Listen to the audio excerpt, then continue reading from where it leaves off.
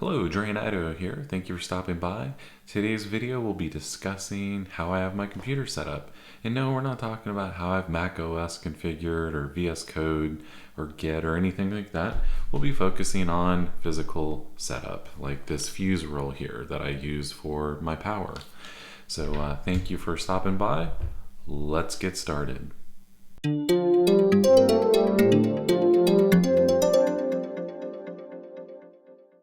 So, why this video?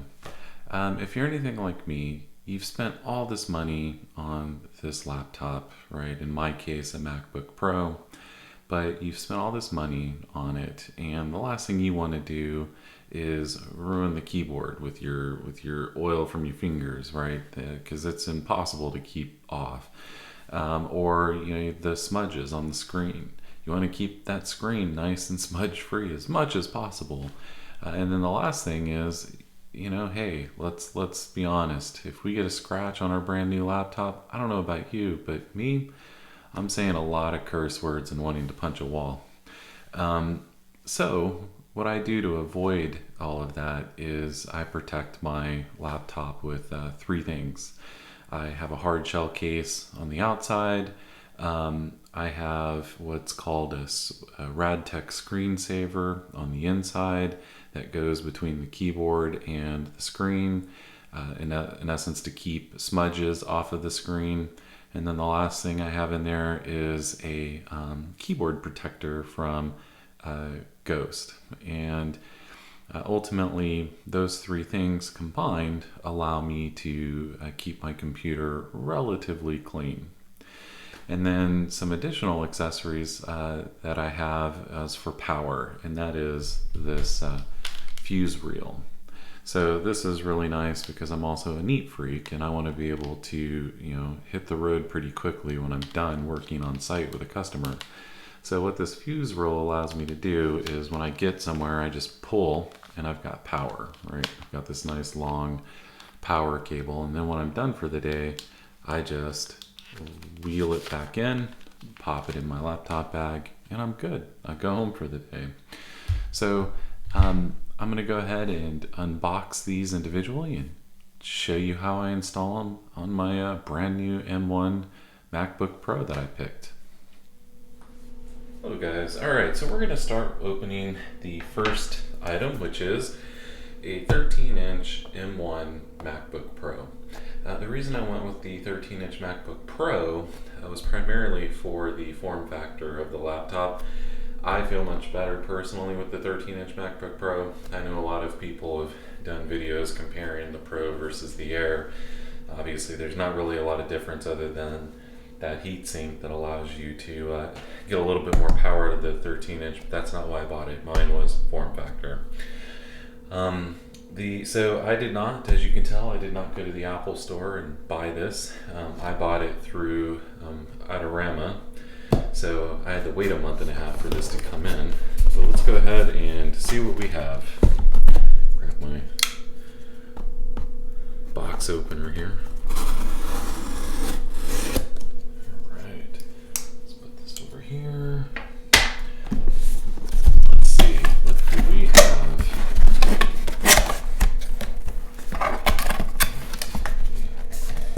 Pro. Alright, so let's pull this out, and here we go. So let's open. I don't think I need a knife for this.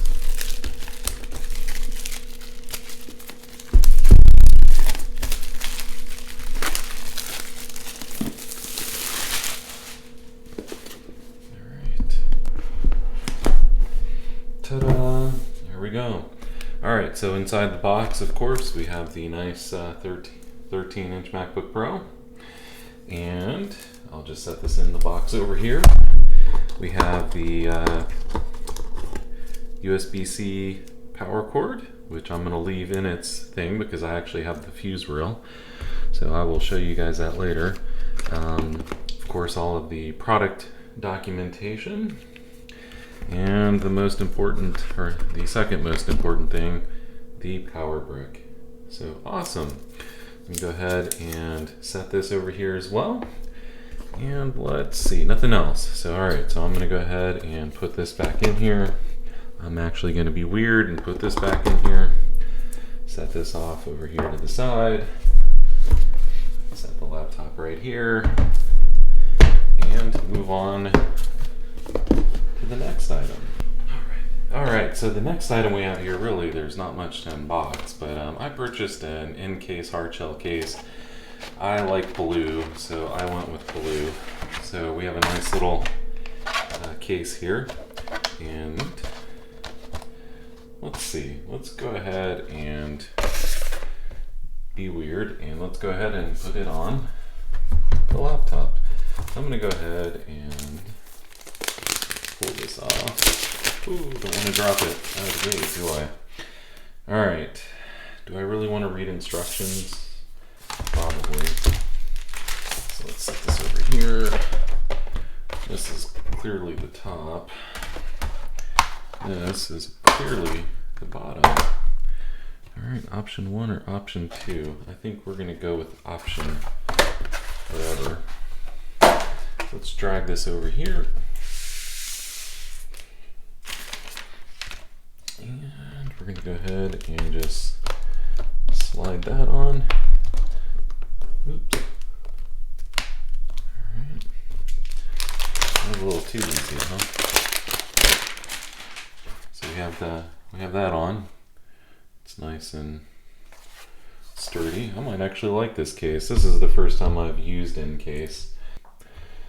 Let's see. Is it gonna be that straightforward? Looks like it. Oh, look at that. So, I have a nice, pretty blue safe case, which I will be definitely putting some stickers on. So, can't wait for that to happen. Anyway, so here we go. Nice case. I haven't even turned it on yet because that's a whole nother thing. All right, so what's next on our list? Okay, so next we have these screensavers. They're from RadTech. I kind of remember what I ordered. I don't know, we'll find out, but only one of these is going to get used. So let's see. I think I'm going to try this Jolly Roger one. If memory serves me right, it looks like a pirate. So let's go ahead and open this. Nice little popping sound there. And open the wrong side. Okay. Here we go. All right. So, awesome. Yes, I like this. This is cool. Kind of fitting for a MacBook, huh? All right, so ultimately, where this really goes is when we open up the keyboard here, just set that bad boy right there. Here we go. We have this nice keyboard cover. And ultimately, again, it keeps oils from the keyboard from getting on the screen, right? So what you do is it's real straightforward. You just put it on there, and voila! It doesn't. It's thin enough to where it doesn't impact closing the keyboard. Like I know you're not going to really be able to see that, but you don't even know it's in there. So I've been using screensavers since I switched to Mac OS in 2006 when it was the first Intel Macs that came out. So I really do believe in these guys, and I'm super glad that they're still around. All right, so let me go ahead and clean this up out of the way. We'll set this one aside for a spare. The next item here is I have this ghost cover made by Uppercase. And again, I'll put a link in the description to everything here today. All right, so we're gonna set this nice little new cover there, and let's go and, ooh, well that didn't, try this way. Oh.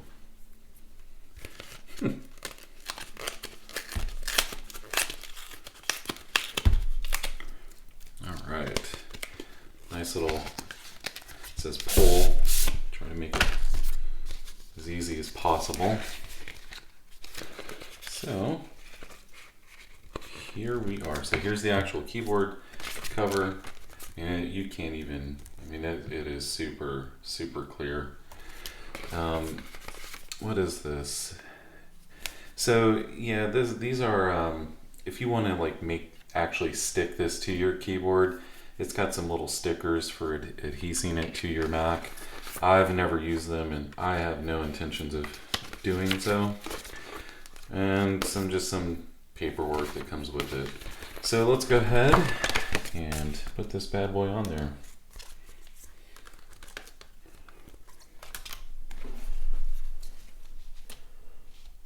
And there we go, just like that. Done. So I can get this dirty all I want, and they do recommend, I think, once every couple of months that you use mild soap like Dawn dish detergent, just to use a very little and wash it down and let it air dry and then put it back on. But between these two things, in my experience, basically I've never had my keys looking like they've been used. I mean, they look brand new on all my other laptops. And then I rarely find myself having to wipe my screen down from smudges.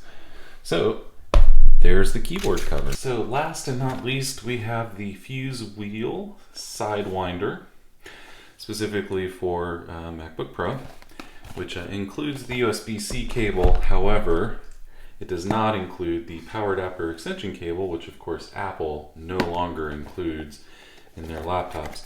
So I actually bought this from Best Buy. I actually bought the in case from Best Buy as well, and but the fuse rail and the uppercase keyboard cover I bought directly from the manufacturers. Again, I'll put links in the description. All right, so let's open the fuse rail. Now I can tell you this one's interesting. I'm gonna have to read the instructions a little bit because there will be some little weights in here that I'm gonna have to pay attention to. All right, so here's the fuse wheel. All right, so I didn't actually have to pull anything in. Okay, so first things first, and of course, don't forget this power brick. Let me go ahead and wrap this and set it down. Okay.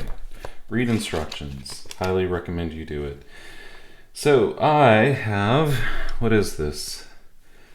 It is the MacBook Pro 13 M1s come with 61 watts. So page 5. We are going to go to page 5. Look at that, page 5. All right. So this is telling us which ones we're going to keep. So let's go to the top. I believe this is the top. Hold on, it's going to tell me. Yes, this is the top. It says so right here. And all right, let's get this out of the way. So this says I need to keep the number 1s in there for the 60 watts. Which it is already came shipped that way, so it looks like we're good there, so I don't need to pull any of the weights out. So I believe we go ahead and we remove this. Okay. And we will go ahead and put this on.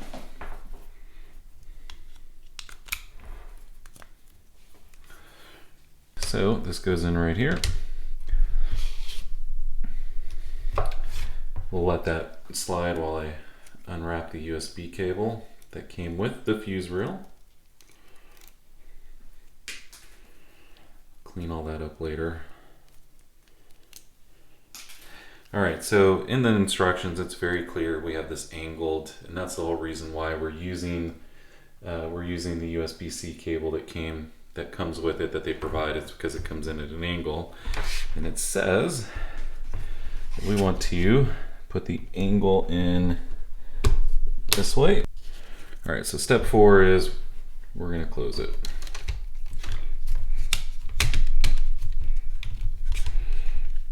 And let me just make sure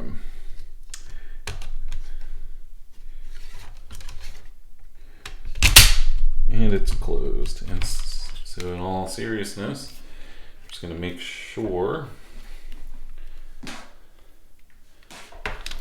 should be able to just simply turn.